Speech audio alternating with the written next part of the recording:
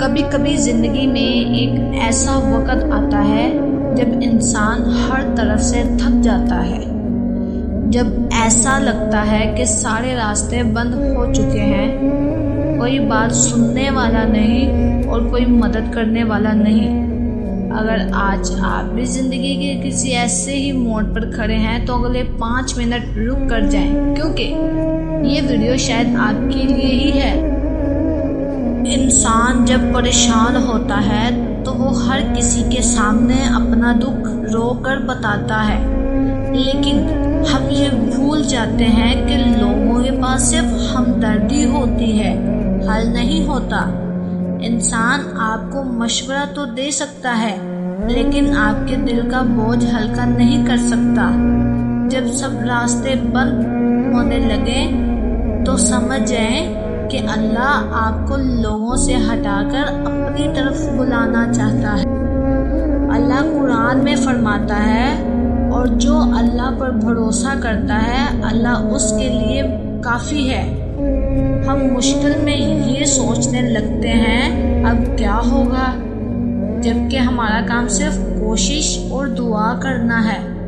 فیصلہ اور راستہ نکالنا اللہ کا کام ہے۔ وہ وہاں سے بھی راستہ نکالتا ہے جہاں انسان کی سوچ بھی نہیں جا سکتی۔ آج رات جب سب سو جائیں تو بس 2 رکعت نفل پڑھ کر اپنے رب کے سامنے بیٹھ جائیں، اس سے ویسے ہی بات کریں جیسے کسی اپنے سے کرتے ہیں۔ اپنے سارے دکھ، اپنی ساری پریشانیاں اس کے سامنے رکھ دیں، اس سے کہیں، یا اللہ میں تھک گیا ہوں، اب تو ہی کوئی راستہ نکال۔ یقین مانیے، جو رب پرندے کو خالی پیٹ نہیں سونے دیتا وہ آپ کو بھی بے مددگار نہیں چھوڑے گا۔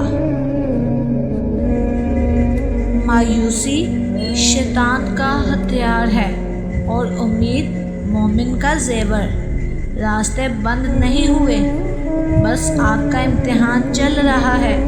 اگر آپ کو اللہ کے فیصلے پر بھروسہ ہے تو کمنٹ میں یا اللہ ضرور لکھیں۔ اس ویڈیو کو ان لوگوں تک ضرور شیئر کریں جو آج پریشان ہیں۔ بس اتنا یاد رکھنا، جب اللہ کسی دروازے کو بند کرتا ہے تو وہ اس سے بہتر دروازہ کھولنے کے لیے ہی کرتا ہے۔ وہ آپ کی خاموشی بھی سن رہا ہے اور آپ کے دل کا بوجھ بھی جانتا ہے۔ اپنے پریشانی کو اللہ پر چھوڑ کر تو دیکھیں، سکون آپ کے مقدر بن جائے گا۔